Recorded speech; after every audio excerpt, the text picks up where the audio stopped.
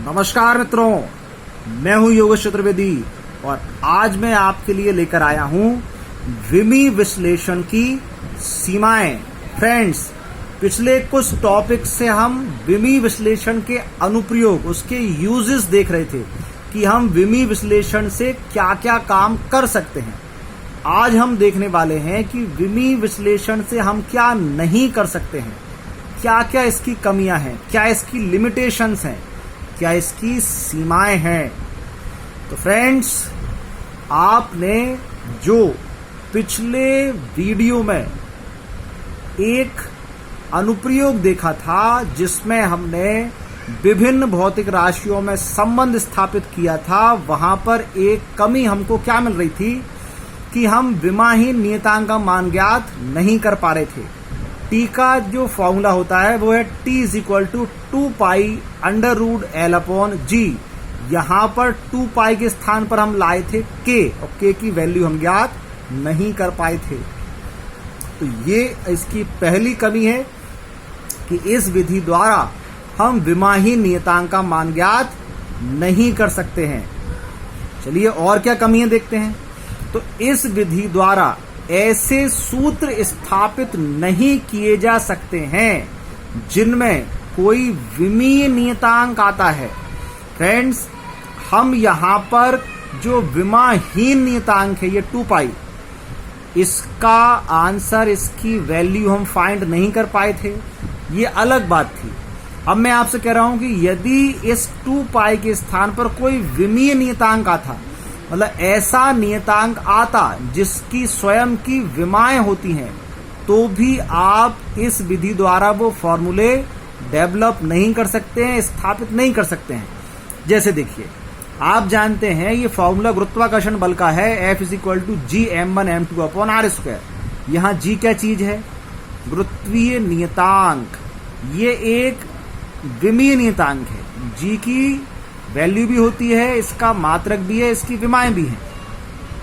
तो जब आप इस विधि द्वारा इस फॉर्मूले को बनाने का प्रयास करेंगे तो फिर आप उसमें m1 m2 को तो समानुपाती रख सकते हैं, r को रख सकते हैं, लेकिन g तो कांस्टेंट है।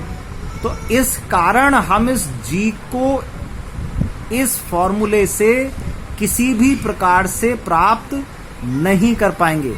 तो ये जो तकनीक है, ये जो तरीका है, इस तरीके में इस नियतांक की क्या वैल्यू होती है, चाहे वो विमाहीन हो या विमीय हो, विमायुक्त हो, वो फाइंड कर पाना संभव नहीं है। तो ये इसकी दूसरी कमी है। तीसरी कमी इसी फॉर्मूले के लिए बताएं। देखो, इसमें अभी आपने क्या देखा, ये सारी राशियां किस में आ रही हैं, इनटू में या अपॉन में। ये भी किस में आई थी, इनटू में या अपॉन में, डिवाइड में आ रहे थे। तो अगर कहीं कोई ऐसा फॉर्मूला है जिसमें दो या दो से अधिक राशियों का जोड़ना या घटाना होता है, जैसे देखिए ये लिखा है V = U+AT, इसमें प्लस आ रहा है, तो क्या ये आप ऐसे संबंध इस विधि द्वारा स्थापित कर सकते हैं? ऐसे फॉर्मूले क्या आप इस विधि द्वारा बना सकते हैं? तो आंसर है नहीं। क्यों? क्योंकि जो तरीका है उसमें हम क्या करते हैं, एक राशि के साथ समानुपात में सारी राशियां लिखते हैं, और वो सारी राशियां जो समानुपात में आती हैं वो सभी राशियां बाद में जाकर इनटू में कन्वर्ट हो जाती हैं। तो ये प्लस तो हम ला ही नहीं पाएंगे ना। इसलिए आप ऐसे फॉर्मूले भी स्थापित नहीं कर पाएंगे या नहीं बना पाएंगे जिसमें दो या दो से अधिक राशियों का जोड़ना या घटाना होगा। इस विधि में एक और बहुत बड़ी कमी है। वो क्या कमी है? जैसे इस फॉर्मूले में इनटू तो था, लेकिन ये m1 और m2 दोनों ही द्रव्यमान है। तो जब आप इसको सॉल्व करेंगे, इसको बनाने का प्रयास करेंगे, तो आंसर में द्रव्यमान की पावर 2 आ जाएगी, m का स्क्वायर आ जाएगा। तो अब आप ये डिसाइड कैसे करेंगे कि ये जो m का स्क्वायर है ये अलग अलग 2m है या एक ही द्रव्यमान की घात 2 है। तो इस फॉर्मूले में ये कमी है कि हम इसमें ऐसे सूत्र भी स्थापित नहीं कर पाएंगे जिनमें समान विमाओं वाली दो या दो से अधिक राशियां होंगी, क्योंकि ये जो तकनीक है, ये जो विधि है, वो समान विमाओं वाली राशियों में अंतर नहीं कर सकती है।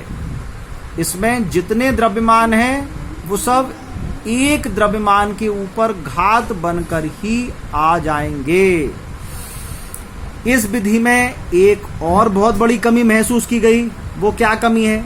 यदि हमारे किसी फॉर्मूले में sine theta, cos theta, tan theta आदि अगर ऐसे कुछ टर्म्स आ रही हैं तो हम ऐसे टर्म वाले फॉर्मूले भी इसमें स्थापित नहीं कर सकते, क्योंकि ये जो तकनीक है वो विमी सूत्र पर आधारित है जिसमें एम, एल और टी आते हैं। इसके अलावा और कोई सी संख्या हम इस तकनीक से नहीं प्राप्त कर सकते हैं।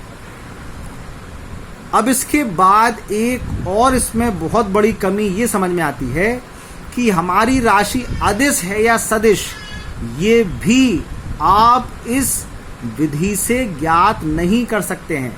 जैसे आप जानते हैं चाल और वेग दोनों का विमी सूत्र एक जैसा होता है, तो यदि कहीं पर विमी सूत्र लिखा हुआ है तो आप ये कैसे पता करेंगे कि ये चाल के लिए विमी सूत्र लिखा है या वेग के लिए लिखा है?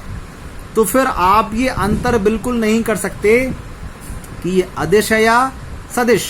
हम जानते हैं विस्थापन एक सदिश राशि है और दूरी एक अदिश राशि है, लेकिन दोनों ही लंबाई होती हैं तो दोनों का ही विमी सूत्र बनेगा m0l_t0। तो यदि कहीं m0l_t0 लिखा हुआ है तो ये कैसे पता चलेगा कि ये विस्थापन है या दूरी है? तो इस विधि में और भी कई सारी कमियां हो सकती हैं, लेकिन आज के इस वीडियो में हमने वो सारी कमियां ली जो इसमें सामान्यता हमको देखने में आती हैं। तो फ्रेंड्स, आज का वीडियो जो कि विमी विश्लेषण की सीमाओं पर आधारित था, इसमें हमने इस विधि की कमियां, इस विधि की सीमाएं, इसकी लिमिटेशन भी समझ ली हैं। फ्रेंड्स, फिर मिलेंगे अपने नेक्स्ट वीडियो में किसी नए टॉपिक को आपके सामने प्रस्तुत करेंगे। तब तक बहुत बहुत अच्छे नोट्स तैयार करिए, आप स्वयं पढ़ें और अपने मित्रों को भी स्टडी के लिए प्रोत्साहित करें।